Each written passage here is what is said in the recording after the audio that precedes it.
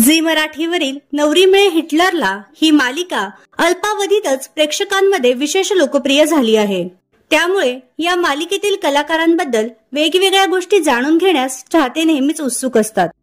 अशातच या मालिकेतील एका महत्त्वपूर्ण अभिनेत्याने मोठी गुड न्यूज दिली आहे।